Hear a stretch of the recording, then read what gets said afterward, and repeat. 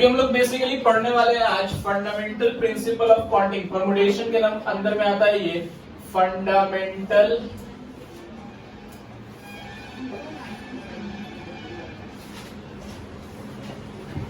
Principle of counting. Fundamental principle of counting में दो चीजें आती हैं। पहला होता है फंडामेंटल प्रिंसिपल ऑफ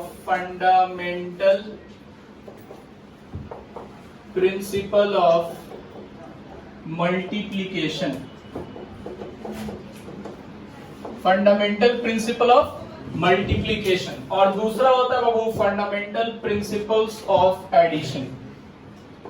बढ़िया समझिएगा दोनों पार्ट को, उसके बाद फिर इसको लिखेंगे हम लोग। फंडामेंटल प्रिंसिपल ऑफ काउंटिंग में दो तरह का होता है। सबसे पहला होता है फंडामेंटल प्रिंसिपल ऑफ मल्टीप्लिकेशन और दूसरा होता है फंडामेंटल प्रिंसिपल ऑफ एडिशन। दोनों में क्या डिफरेंस है, क्या होता है, डेफिनेशन क्या होता है, समझिएगा बढ़िया से। बोलता हूं फंडामेंटल प्रिंसिपल ऑफ मल्टीप्लिकेशन किसको कहते हैं? बोलता है फंडामेंटल प्रिंसिपल ऑफ मल्टीप्लिकेशन कहते हैं कि अगर हम कोई दो काम कर रहे हैं या तीन काम कर रहे हैं या चार काम कर रहे हैं, अगर मान लो कि हम कोई दो काम कर रहे हैं, फॉर एग्जाम्पल पहला काम हम m वेज में कर सकते हैं, मतलब m तरीके से कर सकते हैं, ठीक है। अब उस काम को जैसे मान लो 5 तरीके से कर सकते हैं। एक काम जो पहला काम है उसको कितने तरीके से कर सकते हैं? 5 तरीके से। अब हमने 5 तरीके से उस काम को कर दिया, करने के बाद दूसरा काम कर रहे हैं फिर 4 तरीके से, तो उसको बोलते हैं principle of mathematical fundamental principle of multiplication. Fundamental principle of क्या बोलते हैं? मल्टीप्लिकेशन बोलते हैं। किसको बोलते हैं? जब कोई दो काम, पहला काम m तरीके से होने के बाद दूसरे काम को m तरीके से करते हैं, मतलब एक काम होने के बाद दूसरा काम होता है, तो that is called fundamental principle of multiplication. समझ में आ रहा है? फंडामेंटल प्रिंसिपल ऑफ मल्टीप्लिकेशन किसको कहते हैं? एक काम m वेज में, दूसरा काम n वेज में, लेकिन पहला काम जब हम m वेज के किसी भी एक वेज से करने के बाद ही दूसरा काम करते हैं, तो that is called fundamental principle of multiplication. Clear है? दूसरा होता है फंडामेंटल प्रिंसिपल ऑफ एडिशन। इसमें भी हम दो काम कर रहे हैं, लेकिन इसको हम रिस्पेक्टिवली कभी भी कर सकते हैं। इसको m वेज में, इसको n वेज में, इनमें कोई रिलेशन नहीं है। दोनों काम साथ भी हो सकता है, बाद भी हो सकता है, पहले भी हो सकता है, उसमें कोई रिलेशन नहीं है। तो वैसा काम जिसमें एक के बाद दूसरा ना हो, दोनों साइमल्टेनियसली भी हो सकता है, वैसे काम को, यानी कहने का मतलब है कि एक का करने का तरीका दूसरे पे डिपेंडेंट ना हो, तो उसको हम लोग क्या बोलते हैं? Fundamental principle of addition. और ये जो है फंडामेंटल प्रिंसिपल ऑफ मल्टीप्लिकेशन, एक काम होगा तभी दूसरा काम होगा। समझ में आ रहा है बात? तो इसको बोलते हैं fundamental principle of multiplication, simple language में। अब जैसे फॉर एग्जांपल, जैसे मैंने पिछले क्लास में आपको एग्जांपल दिया था कि एक बंदे को पटना से दिल्ली जाना है, ठीक है, अब फिर दिल्ली से पटना वापस आना है, तो जाने के लिए 10 बस है और आज जिस बस से जाना उस बस से नहीं आना, दूसरे बस से आना, ठीक है। तो अब वो बंदा पहले दिल्ली से पटना से दिल्ली जाएगा, तभी ना दिल्ली से पटना वापस आएगा, तो अब ये किस में आएगा? मल्टीप्लिकेशन में। ऑब्वियस सी बात है कि एक ही बंदा है, जब तक वो पटना से दिल्ली जाएगा नहीं m तरीके से, यानी 10 तरीके से, यानी 10 बस है उसके पास, तो 10 तरीका है उसको जाने के लिए, तो जब तक वो जाएगा नहीं तब तक तो वो फिर आने का तो सोच नहीं सकता, जब जाएगा तभी आएगा। तो यहाँ पे क्या हो रहा है? एक काम हम m तरीके से कर रहे हैं, करने के बाद दूसरा काम कर रहे हैं, तो that is called fundamental principle of multiplication. I hope समझ में आ गया होगा मल्टीप्लिकेशन का प्रिंसिपल क्या होता है। एडिशन का मतलब हो गया कि दो अलग अलग बंदा, एक पटना जा रहा है, एक आगरा जा रहा है, एक पटना जा रहा है और एक आगरा जा रहा है। अब दोनों के जाने का तरीका हम बात कर रहे हैं, तो दोनों अलग अलग तरीके से जाएगा, दोनों का एक दूसरे से कोई सिमिलैरिटी है, डिपेंडेंस है नहीं है, लेकिन यहां पर डिपेंडेंस है। जब तक वो दिल्ली नहीं जाएगा तब तक दिल्ली से वापस नहीं आएगा। और यहाँ पे दो आदमी अलग अलग जगह जा रहे हैं, एक दिल्ली जा रहा है, एक आगरा जा रहा है, उससे कोई मतलब नहीं है, तो that is called fundamental principle of addition. Clear है? चलिए पहला लिखिए फंडामेंटल प्रिंसिपल ऑफ मल्टीप्लिकेशन। लिखिए if there are two operations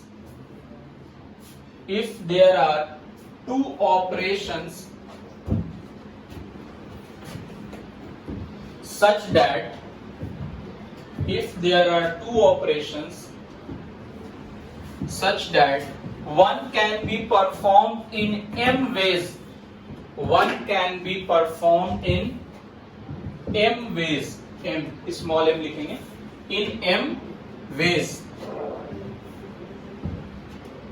and after the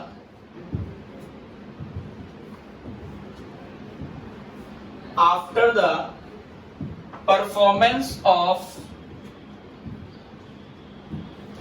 first operation, after the performance of first operation या occurrence of first operation भी लिख सकते हैं, first operation in any of the m ways, in any of the m ways, in any of the m ways, the common एक लिखेंगे, the another operation is performed in n ways, is performed in n ways, is performed in n ways,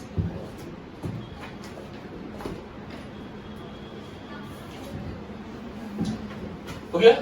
then लिखे then the two operations then the two operations can be performed in succession,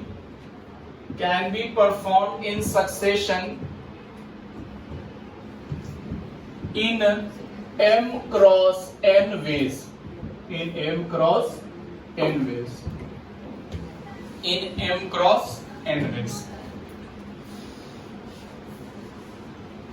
देखो मतलब क्या हुआ, simple सा मतलब वही है कि अगर कोई एक काम हम m वेज में कर रहे हैं और वो काम हम किसी m वेज के किसी भी तरीके से कर रहे हैं, जैसे 10 तरीका, 10 में से किसी एक तरीके से कर लिया, करने के बाद अगर हम कोई दूसरा काम n तरीके से कर रहे हैं तो उस दोनों काम को सक्सेशन में करना, सक्सेशन मतलब एक के बाद करना का जो टोटल अकरेंस होता है वो क्या होता है, m इंटू n वेज। जैसे फॉर एग्जांपल मैंने आपको बताया था कि आप दिल्ली से आगरा जाने के लिए 10 बस है, या दिल्ली से पटना से दिल्ली जाने के लिए 10 बस है और वापस आने के लिए 9 बस है।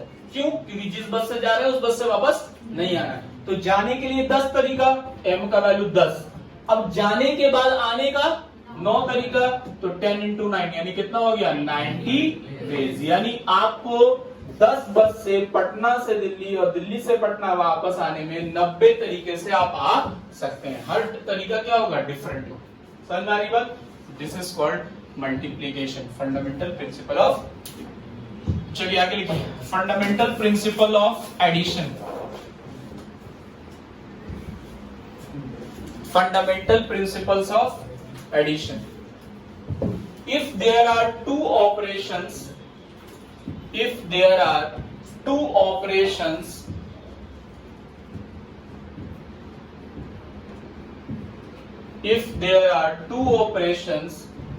that they can be performed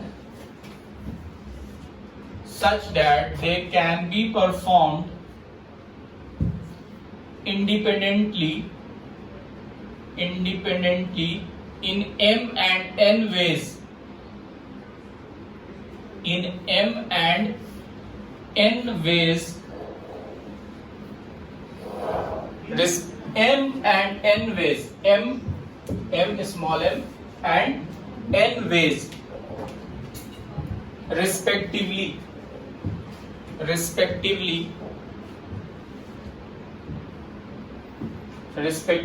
then either of the two operations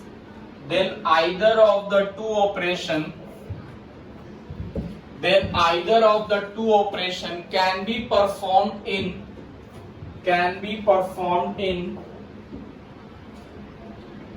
m plus n ways,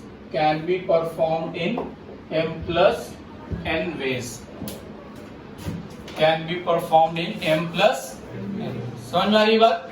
m plus n veg में होगा, मतलब दो अलग अलग काम है, इंडिपेंडेंट ही हो रहा है, दोनों का एक दूसरे से कोई रिलेशन नहीं है। जैसे मैंने बताया कि अगर मान लो एक बंदा 5 तरीके से दिल्ली से आगरा जा रहा है और एक बंदा दिल्ली से कहीं और मथुरा जा रहा है मान लो, तो 10 तरीके से जा रहा है, ये 5 तरीके से जा रहा है, तो दोनों का क्या कर देंगे 10 + 5 15। समझ बात सिंपल ऐड कर देंगे जिसका एक दूसरे से कोई रिलेशन नहीं। समझ में आ रहा है सब लोगों को? चलिए अब इससे मैंने बहुत सारा एग्जांपल दिया था आपको, ठीक है, पिछले क्लास में भी। जैसे एक बंदा है, ठीक है, एक सिनेमा हॉल है, तो क्या था इस तरह का एग्जांपल, एक सिनेमा हॉल है, सिनेमा हॉल में जाने का मान लो 2 दरवाजा है और एग्जिट के लिए 3 दरवाजा है, तो कितने तरीके से जाके मूवी देख के आ सकता है? जाने के लिए 2 तरीका है और आने के लिए 3 है, 2 × 3, यानी जब जाएगा तभी तो बाहर आएगा, तो जाने के लिए 2 तरीका, आने के लिए कौन सा है ये? क्यों आपको रिलेशन समझ में आया? क्योंकि वो बंदा हॉल के अंदर जाएगा तभी बाहर निकलेगा, तो इसलिए कौन सा है? Principle of multiplication. 2 × 3 6, यानी 6 तरीके से वो मूवी देख के आ सकता है। गेट नंबर 1 से इंटर करेगा, गेट नंबर 1 से एग्जिट कर जाएगा, मतलब एग्जिट नंबर 1 से जाएगा, 2 से चला जाएगा, 1 से जाएगा, 3 से चला जाएगा, मतलब 3 तरीका हो गया। फिर यहां से गया, यहां से निकल गया, 4 हो गया, यहां से गया 5 हो गया, यहां से गया 6 हो गया, इसलिए 2 × 3 6 हो गया। समझ में आ रहा है? इस टाइप का क्वेश्चंस आएगा आपको बुक में। हम क्वेश्चंस कुछ पढ़ रहे हैं और उसका आंसर आप देते जाएंगे, इसमें कुछ होता नहीं है, बहुत आसान है, खाली पढ़िए और आंसर देते जाइए, देखिए कितना आसान होगा। अगली क्लास में फिर इसमें हम लोग बात करेंगे। आज थोड़ा सा हम क्वेश्चन पढ़ रहे हैं, आंसर देंगे और फिर अगली क्लास में इस पे डिटेल में बात करेंगे। देखिए जैसे मान लो बोल रहा है कि ABC 3 सिटीज है, 3 शहर है, A, B और C। There are 5 routes to A to B। A से B जाने के लिए 5 रूट्स है, 2 शहर है, 3 शहर है बेसिकली, A है, B है और C। A से B जाने के लिए 5 रूट है, 1 2 3 4 और 5 तरीके से A से B जा सकता है, 5 रोड है। उसके बाद बोल रहा है B से C जाने के लिए 3 रूट है, 1 2 और 3 रास्ता है। तो बोल रहा है बाबू कि how many different routes are there from A to C via B। Via B मतलब B होते हुए जाना है। देखते हो कभी बोलता है पटना से मधुबनी वाया मुजफ्फरपुर, तो वाया का मतलब क्या होता है? वहां से होते हुए जाता है।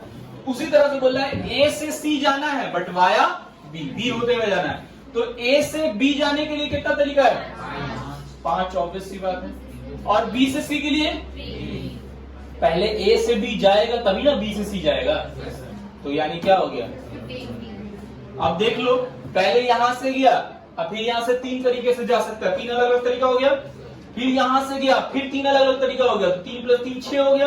फिर इससे गया और यहाँ 3 तरीका हो गया, तो 9 तरीका हो गया। फिर इससे गया 3 हो गया, 12 हो गया, इससे गया 3 हो गया, 15 हो गया। डायरेक्ट 5 दिया, 15 आंसर हो गया। समझ में आ रहा है बात? तो ये सब हम ओरली कर सकते हैं, समझते जाइएगा। 2-4 क्वेश्चन और कर रहे हैं, फिर घर से बनाइएगा उसके बाद। बोल रहा है in how many ways 4 people be seated in a row containing 6 seats। 6 seat है, 4 लोगों को बैठना है। 6 सीट पे कितने लोगों को बैठना है? 4 लोगों। कैसे कैसे बैठ सकते हैं बाबू? एक आदमी के लिए कितना जगह है? 4 आदमी है, 6 सीट खाली है, तो एक आदमी, सबसे पहले एक आदमी के लिए बात करें, एक आदमी के लिए कितना जगह खाली है? तो एक आदमी कितने तरीके से बैठ सकता है? एकदम आसान चीज है, समझोगे। एक आदमी 6 तरीके से बैठ सकता है। अब एक आदमी यहाँ बैठ गया, अब कितना सीट बचा है? और आदमी कितना बचा है? 3। तो अगला जो है वो कितने तरीके से बैठ सकता है? 5 तरीके से। 6 तरीके से मैं पहला एक बंदा एक सीट पे बैठ गया, अब बचा कितना बंदा? बंदा तो 3 बचा है, सीट कितना बचा है? तो अगला बंदा कितने तरीके से बैठ सकता है? 5 अलग अलग तरीके से बैठ सकता है, यानी × 5। अब जो अगला बंदा बचा है वो कितने तरीके से बैठ सकता है? 4। और उसके बाद वाला 4 ही तो ना बंदा था, चारों बैठ गया, मल्टीप्लाई कर दीजिए, जो आ गया वो। समझ में आ रहा है बात? इसी को बोलते हैं मल्टीप्लीकेशन। पहला जब बैठ गया तो वो सीट तो ऑक्युपाई हो गया ना जी, बाद में कितना सीट बचा? 5। दूसरे नंबर के बंदे के लिए 5 बचा, तीसरे नंबर के लिए 4 और लास्टली के लिए 3। सबको मल्टीप्लाई कर देंगे, आंसर होगा। समझ में आ रही है बात? चलिए आगे देखते हैं। बोला है एक क्वेश्चन है बाबू, बोला है in a school, 7 number question पढ़ा है, देखिएगा। बोला है in a school there are 4 sections of 40 students each in 11 standard. 11 standard का 4 सेक्शन है और चारों सेक्शन में कितने स्टूडेंट्स हैं? 40 स्टूडेंट्स हैं। मान लो ये 4 सेक्शन है, सेक्शन ए, सेक्शन बी और सेक्शन सी और सेक्शन डी। सब में कितने बच्चे हैं? 40 40 40 और 40। Each have 40 students. आगे देखते हैं। बोल रहा है in 11 standard in how many ways can a set of 4 students representative be chosen. मतलब हम लोगों को क्या करना है? 4 स्टूडेंट रिप्रेजेंटेटिव चूज करना है। 4 स्टूडेंट रिप्रेजेंटेटिव यानी बेसिकली मॉनिटर, कितना तो जाता है मॉनिटर बोलते हैं। तो हर क्या करना है आपको? 4 मॉनिटर चूज करना है, यानी 4 रिप्रेजेंटेटिव चूज करना है। 1 from each section. Her section से कितना बच्चा चाहिए? 1। तो कितना इसका कितने तरीके से कर सकते हैं? देखिए हर सेक्शन से कितना बच्चा चाहिए? 1 बच्चा चाहिए। कितना टोटल कितने स्टूडेंट चाहिए हमको? 4। हर सेक्शन से 1। बाबू मेरा मेरा एक पहला स्टूडेंट जो होगा वो कितने में से सिलेक्ट कर सकते हैं? ऑब्वियस सी बात है 40 में से। अगर इस क्लास में 40 स्टूडेंट हैं, हमें इसमें से 1 को सिलेक्ट करना है, तो हम कितने तरीके से कर सकते हैं? 40 तरीके से। या तो इसको या तो इसको या तो इसको या तो इसको, ऐसे से करके मतलब 40 बार 40 में से 40 को किसी एक को सिलेक्ट कर सकते हैं। तो बेसिकली एक स्टूडेंट के लिए कितना हो गया? तो फिर दूसरे क्लास में से, दूसरे सेक्शन में से दूसरे स्टूडेंट को सिलेक्ट करने के लिए कितना हो जाएगा? फिर से 40। फिर तीसरे में से 40 स्टूडेंट है, 1 को सिलेक्ट करना कितना होगा? और लास्ट वाला भी 40 मल्टीप्लाई करेंगे। समझ में आ रहा बात? बोलिए कोई दिक्कत है किसी को? कैसे हुआ बाबू? क्वेश्चन सुनिए। क्वेश्चन बोल रहा था कि ए में से 40 स्टूडेंट में से किसी एक को सिलेक्ट करना है, बी के 40 में से किसी एक को सिलेक्ट करना है, सी के 40 में से किसी एक को सिलेक्ट करना है और डी के 40 में से किसी एक को सिलेक्ट करना है। तो एक को सिलेक्ट करने के लिए 40 तरीका होगा। ठीक है, 40 में से किसी को भी कर सकते हैं 40 तरीका। तो 40 इंटू 40 इंटू 40 इंटू 40 आंसर। देखिए क्वेश्चंस हम पढ़ते जा रहे हैं, सॉल्यूशन बताते जा रहे हैं, आप अपना छापते जाइएगा, घर जाके इसको नोट कर लीजिएगा। आगे बढ़ रहे हैं हम। 8 नंबर छोड़ते हैं, लगातार नहीं बता रहे। 8 नंबर छोड़ते हैं, 9 नंबर का। अच्छा 8 नंबर पे देख लो, वॉवेल वाला क्वेश्चन है, वॉवेल और कॉन्सोनेंट। देख लो बोल रहा है in how many ways can a vowel, a consonant and a digit be chosen out of the 26 letter of English alphabet and 10 digits. क्या बोल रहा है समझिए। बोल रहा है how many ways can a vowel, a consonant, एक vowel, एक कॉन्सोनेंट और एक डिजिट। एक वॉवेल चूज करना है, एक कॉन्सोनेंट और एक digit. Chosen out of the 26 letter of English alphabet. Obviously बात, इंग्लिश में कितने लेटर्स होते हैं? 26 होते हैं। और डिजिट्स कितने होते हैं? तो डिजिट्स मेरा कितना होता है? 10 होता है। तो 10 डिजिट और 26 अल्फाबेट्स में से कैसे इसको चूज कर सकते हैं? देखो इंग्लिश अल्फाबेट जो होता है वो बेसिकली कितना होता है? 26। और डिजिट्स कितने होते हैं मेरे पास? 10 होते हैं। 0 से 9 तक 10 डिजिट नहीं होता है, 0 से 9 तक डिजिट होता है। 0 1 2 3 4 5 6 7 8 9। तो 0 बढ़ गया तो ऑब्वियसली बात है 10 डिजिट हो गया। अब हमको 3 लेटर का वर्ड बनाना है। ठीक है, तो अब ये जो हमको लेटर चूज करना है, अब इसमें 2 कंडीशन दिया हुआ है, एक वॉवेल, एक कॉन्सोनेंट और एक। तो बाबू मेरा वॉवेल कितना होता है? 5 होता है। इतना सब लोग जानते हैं कि 5 वॉवेल होता है। और इसको हम ऐसे लिख सकते हैं 5 वॉवेल और 21 कॉन्सोनेंट। ठीक है, अब देखो पहला वाले के लिए हमको वॉवेल चूज करना है, तो वॉवेल में से किसी एक वॉवेल को चूज करना है। टोटल वॉवेल कितना है? तो 5 में से कितना चूज कर सकते हैं? कोई एक। तो क्या हो गया मेरे पास? 5 इंटू। अब दूसरे के लिए कॉन्सोनेंट चूज करना है। कॉन्सोनेंट कितना है? 21 में से क्या चूज करना है? बोला एक ही कॉन्सोनेंट चूज करना है, इंटू 21। और उसके बाद डिजिट्स कितने हैं? 10 में से कितना चूज करना है? इंटू 10। कुछ है जी बोलो, जो भी समझ में आ रहा है बात। सिर्फ आपको देखना है कैसे कैसे अरेंज करेंगे और क्या क्या होता है, बस उसको मल्टीपल करके लिख देना है। बहुत आसान सा क्वेश्चन है। आगे बढ़िए। बोल रहा है जैसे मान लो कहीं पे ऐसा क्वेश्चन दिया हुआ है, बोल रहा है how many 8 digit telephone number can be constructed. मैंने बताया था टेलीफोन नंबर का इसी तरह से कंस्ट्रक्ट किया जाता है। बोल रहा है 8 डिजिट टेलीफोन नंबर कंस्ट्रक्ट करना है using the digit 0 to 9 if each number starts with 270, no digit repeat more than once. बढ़िया समझिएगा क्वेश्चन समझिए। बोल रहा है 8 डिजिट का टेलीफोन नंबर बनाना है, 8 डिजिट टेलीफोन नंबर कैसा होगा, 1 डिजिट 2 3 4 5 6 7 और 8 डिजिट का टेलीफोन नंबर है। क्वेश्चन को आगे समझिए। बोल रहा है कि जो 8 डिजिट का टेलीफोन नंबर है बाबू, वो सारे जो डिजिट कंस्ट्रक्ट करने हैं वो 0 से 9 के बीच में होगा। कहां से कहां तक होगा, 0 से 9 और 270 से स्टार्ट होगा। कोई भी नंबर कहां से स्टार्ट होगा, 270। तो पहला 3 तो बुक है, 270 ही होगा, उसके अलावा कुछ और नहीं हो सकता। ये तो समझ में आ रहा है सब लोगों को। आप भी जो नंबर यूज करते हैं तो हर कंपनी का नंबर एक पार्टिकुलर नंबर से स्टार्ट होता है, ठीक है, उसी का सीरीज होता है। तो वही बोल रहा है कि ये जो 8 डिजिट का टेलीफोन नंबर है ये 270 से स्टार्ट होगा। तो 270 तो फिक्स हो गया मेरा। आगे बात करते हैं, आगे क्वेश्चन पढ़ते हैं। बोल रहा है कि no digit appears more than once, कोई भी डिजिट एक बार से ज्यादा नहीं है, मतलब डिजिट रिपीट नहीं होना चाहिए। तो सबसे पहले बात करते हैं, वी हैव 0 to 9। हम लोग के पास क्या है, 0 to 9 है बनाने के लिए, जिसमें से वी हैव यूज 2 7 और 0।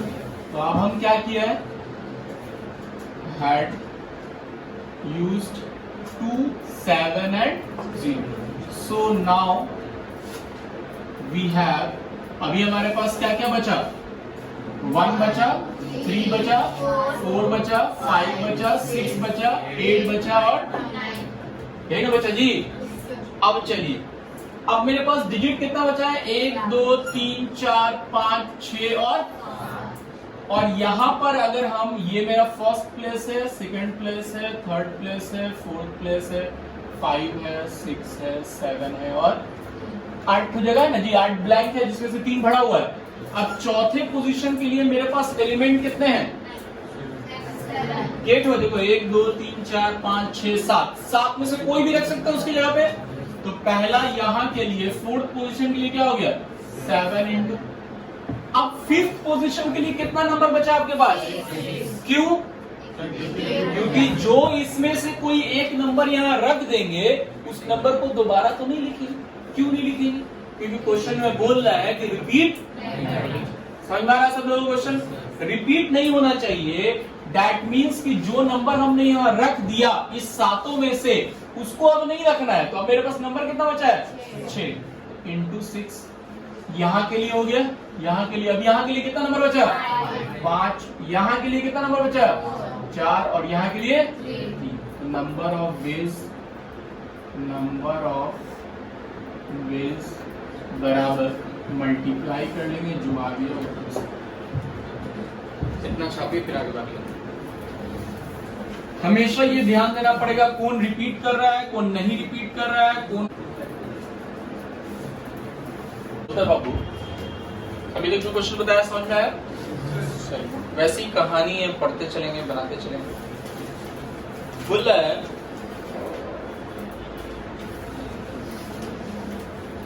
जैसे क्वेश्चन बोल रहा है find the number of 12 number question है, बोल रहा है, सॉरी 11 नंबर क्वेश्चन है, बोल रहा है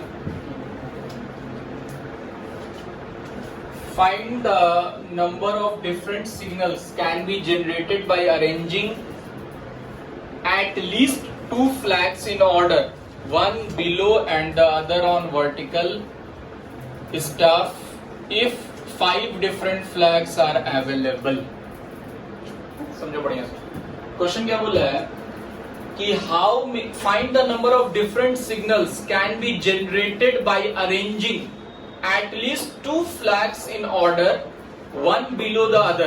एक दूसरे के ऊपर लगाना है 2 कलर का फ्लैग, बेसिकली मिनिमम 2 कलर का फ्लैग लगना चाहिए। बोल रहा है if 5 different flags are available, 5 flag available हैं। बढ़िया समझिएगा क्वेश्चन। आपके पास कितने फ्लैग्स अवेलेबल हैं?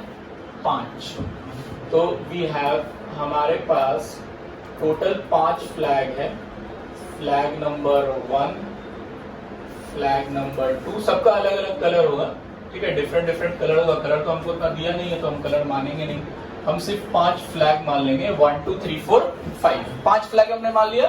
बोल रहा है आपको सिग्नल बनाना है, ठीक है, और सिग्नल में ये चीज क्वेश्चन में डाल दिया है कि एटलीस्ट 2 फ्लैग से सिग्नल बनाना है। तो एटलीस्ट का मतलब क्या होता है, बताया था मैंने शायद आपको, क्या होता है एटलीस्ट का मतलब? कम से कम। अगर बोला एटलीस्ट 2 फ्लैग मतलब कम से कम 2 फ्लैग, ज्यादा से ज्यादा जितना रहेगा सब, यानी ज्यादा से ज्यादा हम 5 फ्लैग का इस्तेमाल कर सकते हैं सिग्नल बनाने के लिए। तो अब यहाँ पे क्वेश्चन में कंडीशन आ गया, तो क्वेश्चन को उसी अकॉर्डिंग बनाएंगे। पहले 2 फ्लैग के लिए, फिर 3 फ्लैग के लिए, फिर 4 फ्लैग के लिए, फिर 5 फ्लैग के लिए, ठीक है, बोर्ड पर ध्यान दीजिए। तो हमारे पास we have 5 different flags, 5 different flags, 5 different flags है हमारे पास। सबसे पहला बोल रहा है case 1 for signals of 2 flags, signals of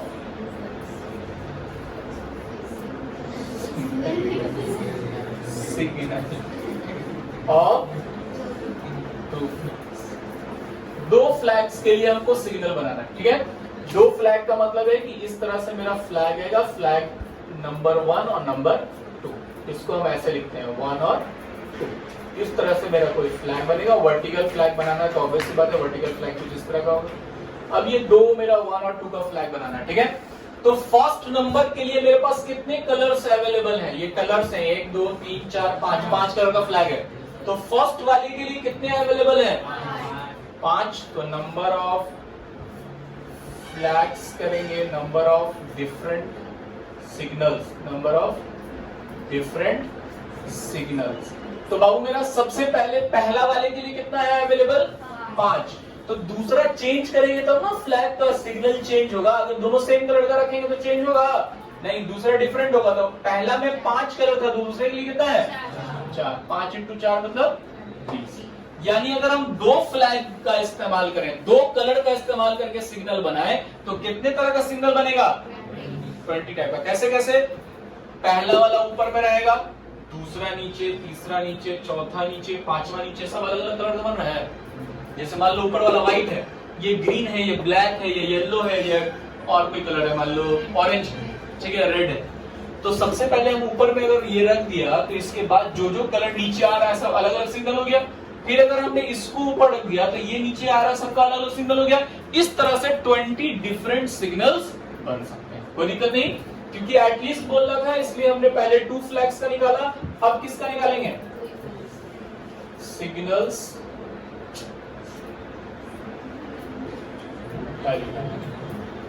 3 flags. 3 flags के लिए बाबू, 3 फ्लैग्स के लिए क्या होगा? 3 फ्लैग बनेगा, 1 2 और 3, फर्स्ट, सेकेंड और थर्ड। अब ये 3 फ्लैग वर्टिकली अरेंज हुआ है। अब इसके लिए अगर आप बात करेंगे number of different signals, different signals क्या होगा बाबू बोलो तो? पहले वाले के लिए कितना कलर अवेलेबल है? 5। दूसरे वाले के लिए 4, तीसरे वाले के लिए 3, कितना आ जाएगा? 60 डिफरेंट टाइप्स का सिग्नल बनेगा। समझ में आ रहा है बात? अब क्योंकि एटलीस्ट 2 बोला था तो 3 का भी बनाएंगे, 4 का भी बनाएंगे और 5 का भी बनाएंगे। तो जब केस 2 में 3 में जाएंगे, सिग्नल ऑफ 4 फ्लैग्स क्या होगा बोलो तो?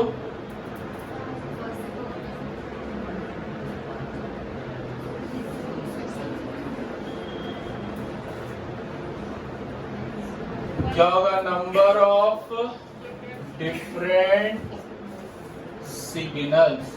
बोलो अब ये वाला क्या होगा? पहला के लिए कितना है? 5, दूसरा के लिए 4, फिर 3, फिर 2, कितना आ जाएगा? 120 आंसर। अब अगर 5 रहेगा तो 5 × 4 × 3 × 2 × यानी उसका भी क्या आएगा? समझिए, बन जाएगा।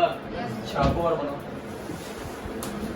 लास्ट वाला खुद से बनाओ। ये पूरा बाबू इसी तरह से बनाना पड़ता है, पूरा सिग्नल फोटो वोटो बनाओ ना।